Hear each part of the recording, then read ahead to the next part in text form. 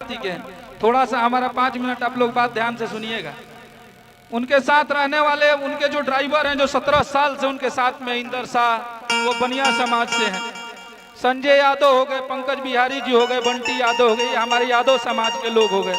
यहाँ हमारा हैप्पी सिंह भाई है, राहुल सिंह है, सतीश सिंह है, वो राजपूत समाज के लोग हैं। जो विवेक जी थे, विवेक सिंह, वो भी राजपूत समाज से हैं। तो इस टीम में हमारे लिए कोई जात पात मजहब कोई धर्म हमारे लिए मायने नहीं रखता है। हम लोग उस प्रवृत्ति और उस विकास के लिए बात कर रहे हैं जिस इंसान ने हम सबको सिखाया है कि अपने से कमजोर को हमेशा मदद करना चाहिए। और हम लोग का चुनाव लड़ना कोई मोटो नहीं था। आप सबको पता होगा कि 10 साल से खेसारी लाल यादव अपना आज भी जन्मदिन अनाथालय में मनाते हैं। और मुझे लगता है कि 4 दिन पहले उनके टीम के लोग हर गरीब बस्तियों में जाके केक काटते हैं। जो बच्चे पढ़ने लिखने वाले लोग होते हैं सबको पेन पेंसिल देते हैं। हमारी जो माताएं हैं उनके लिए हम लोग साड़ी ले जाके देते हैं। और ये कहने की चीज नहीं है, जब 15 मार्च आता होगा तो आप सबको दिखता होगा। ऐसा नहीं है कि हम यहाँ पे आके और हमें राजनीति करने नहीं आता है। हम लोग जो भी बोलेंगे यहाँ से बोलेंगे और बस यही बोलेंगे कि हम लोग आज छपरा में आए हैं तो हम छपरा के लिए कुछ ऐसा करके जाएंगे कि छपरा की जनता हमेशा याद रखेगी हम सबको। मुझे लगता है कि खेसारी भैया के साथ काम करने वाले कम से कम 100 लोग हैं और 100 लोगों में आप बोलते हैं कि खेसारी जी जीत के बॉम्बे चले जाएंगे। नहीं जाएंगे बॉम्बे, इसी छपरा में गाना बनाएंगे, इसी छपरा में स्टूडियो खोलेंगे और इसी छपरा में शूटिंग भी करेंगे। जान लीजिए, हमें लिखने आता है, उनको गाने आता है। गाना गाने और शूटिंग करने के लिए मुंबई जाने की जरूरत नहीं है। इसी छपरा में सिनेमा भी बनाएंगे और जब सिनेमा बनाएंगे तो हमारे छपरा के कम से कम 2000-5000 भाई हमारे जो बेरोजगार घूमता लोग वो लोग के रोजगारों देव जा, आप बढ़िया कमाई लो। तो हमनी के हाथ में सिस्टम नहीं है भैया, तो हमनी के का कर सकता नहीं जाए। हमनी के अपन रुपये ज्यादा खर्च कर देव जरा सब पता लोग कहन के देखा ज्यादा पैसा कमाता लोग बिहाने ईडी भेज दी लोग। आजकल सिस्टम अलगे चलल बा, पक्ष में बोला तरह तो ठीक बा, अगर विपक्ष में बोले लगवा तो ईडी भेज देता लोग। तो हम लोग यहाँ किसी का विरोध करने नहीं आए हैं। हम लोग आए हैं इस छपरा की बदहाल जो जिंदगी है उसको निकालने के लिए। छपरा की इमोशन है हम सब। आज छपरा की माता बहन बेटी चाहे छपरा के भाइयों के आंखों में दिखता है तो पता चलता है कि वो खेसारी लाल यादव के लिए जिंदा है, वो खेसारी लाल यादव के लिए जी रहा है। तो मुझे गर्व होता है कि जिस इंसान ने इतना कुछ किया है। अभी आप सबको पता होगा कि पिछले उनके जन्मदिन पे हम सब ने विकलांगों के लिए 100 साइकिल डोनेट किया था। उनसे किसी से ये नहीं पूछा था कि चाचा या चाची भैया आपका जात कौन सा है, आप किस जाति से हैं। हमने कभी ये सवाल नहीं किया था। हमने अपना हेल्प किया, हमने अपना धर्म निभाया।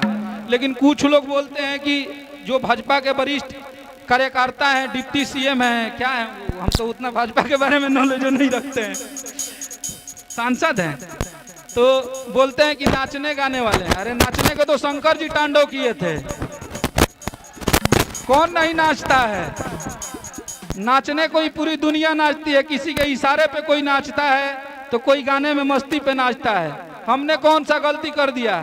किसी के घर जाके चोरी नहीं ना किए हैं, कहीं मर्डर नहीं खिनू कैले। लोग हमरा के हत्यारा नहीं खन न कहत, अपन मेहनत करत नहीं, 2 पैसा कमाता नहीं नाच गा के। तो हम नाचे वाला कहता लोग तो 4 गो और पट्टिया में बलगू लोग का हलो। तो देखिए, इंसान का जो कमी नहीं निकलता है ना तो उसका विरोध करने लगते हैं लोग। छपरा विधानसभा के जितने भी विपक्ष के लोग हैं उन लोगों ने पहले खेसारी भैया के एक कमियों को देखा। उनको कुछ दिखा नहीं कि इस इंसान में कमी क्या है। ये तो चुनाव लड़ने से पहले ही छपरा जिला खातिर चाहे पूरा बिहार खातिर इतना कैले बेल देखा में तो कोनो गलतिये नहीं है। तब नाचे गावे वाला कहे लगल लोग। अरे नाचिए गा के पूरा यूपी बिहार झारखंड और बाद अदर कंट्री में जीव लोग तो कम से कम 15 गो ऐसा देश बा जहाँ में खेसारी लाल यादव सर्चिंग में रहेला ना, ट्रेंडिंग में रहेला। तो आप विरोध कीजिए, हमारी नीतियों का विरोध कीजिए। अगर हम गलत हो तो आप हमारे बारे में कुछ बोलिए। अगर हम सही करने आए हैं, अगर आपके बेटे हैं, अगर मुझे अच्छा लग रहा है, अगर हम अपने शहर का अपने गांव का विकास चाहते हैं, अपने गांव के लिए सही काम करने आए हैं, तो आप हमारा विरोध मत कीजिए। आप हमें 5 साल टाइम दीजिए। अगर इस छपरा को पूरे बिहार से लेके उत्तर प्रदेश और झारखंड अगर नहीं बता दिए कि खेसारी लाल यादव का विधानसभा है तो आप जो बोलिएगा सो। उनके साथ काम करने वाला हर वो इंसान कैपेबल है। हम लोग के पास आज 2 रुपया कमाते हैं हम लोग शौक से। अगर मुझे लगेगा कि किसी गरीब को अगर मुझे 50,000 1 लाख रुपया दे के किसी बेटी का शादी करवाना हो तो मुझे खेसारी भैया से पूछने की जरूरत नहीं है, मैं खुद दूंगा और अपनी बहन का शादी कराऊंगा। तो ये सब चीज हमनी के भैया राजनीति वाला आदमी ना है जा, हमनी के गाना लिखले बनी जा, संगीत के आदमी है जा, जौन भी हमनी के दिल से निकली वो सत्य निकली। तो हमनी के अपन छपरा के जौन स्थिति बा, नाला तो भइल बा, बुझाता कि छपरा शहर डूबल बा, वो पर जौन जीतल प्रत्याशी बने जौन अभी वर्तमान में कैंडिडेट बने वो विषय पर केहू नहीं खे बोला। एक पहले वो तो 15 साल भाजपा के सरकार जा रहा ना, वो अपना बोली लो। हाँ हमनी के बोला दिन तो खराब हो गई जा। 6 तारीख के आता ना वोट कर देवे के भाई नोटिस से यूट्यूब के सेक्शन जाम हो जाला, वैसे वोट जाम होके के चाहिए, जान लिया लो। और ई दू लोग के भाई के प्रतिष्ठा के बात है, जात पात पे केहू नहीं के जाए के, सिर्फ खेसारी लाल यादव आपका घर का बेटा है। अगर खेसारी लाल यादव छपरा के लिए बोलेगा तो पूरा देश सुनेगा। आज सोचिए कि खेसारी लाल यादव छपरा से चुनाव लड़ रहे हैं तो पूरा केंद्र लगा है खेसारी लाल यादव को सुनने के लिए और इसी छपरा में आके जवाब दे रहे हैं लोग। तो जिस दिन हम जीत जाएंगे उस दिन सबके नाक में दम कर देंगे कि हमें ये चाहिए और नहीं चाहिए तो सबके जितना हमनी के संगवा रहे वाला बानी जा 1-1 मिलियन फॉलोअर्स बने सा लाइव आके बोलने लगा जो सबको के बारे में ये हमारा छपरा के विकास से जाओ के चाहिए।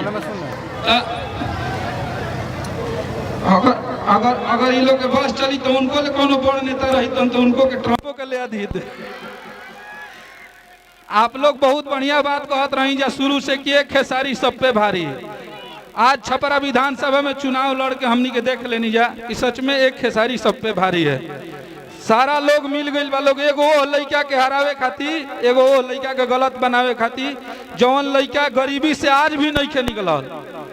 खेसारी भैया के पास ये मानते हैं कि बहुत सारा धन संपत्ति सब कुछ अर्जित है, लेकिन उस इंसान के साथ अगर हम लोग बैठते हैं, अगर 15 लोग जिस रूम में रहते हैं तो हमारे नीचे हमारे बगल में ही वो इंसान बैठता है।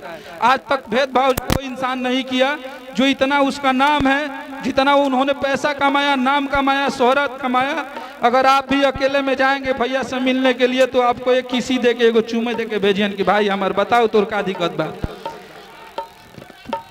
तो हमें गर्व होता है कि हम उस इंसान के लिए गाना लिखते हैं, उस इंसान के लिए काम करते हैं हम लोग कि खेसारी भैया ने हम लोगों को जो परवरिश दिया है, हमारे लिए हमारे माँ बाप ने हमें जन्म जरूर दिया, हम एक ब्राह्मण परिवार के लड़के हैं, लेकिन आज अगर हमारा यहाँ से अर्श से फर्श तक अगर हम सबकी जिंदगी है तो सिर्फ ड्यू टू खेसारी लाल यादव का देन है।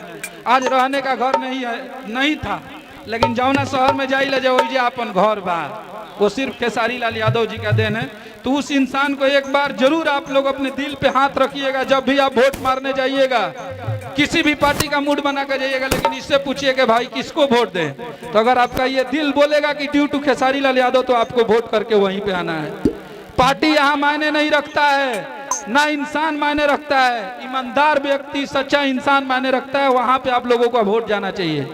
तो आप लोग से हमने की यह निहोरा रही कि 6 तारीख के अपन ताकत भी दिखा देवे के बाद, अपन प्रभाव भी दिखा देवे के आप लोग केकरा के प्यार करे आइल बनी जा।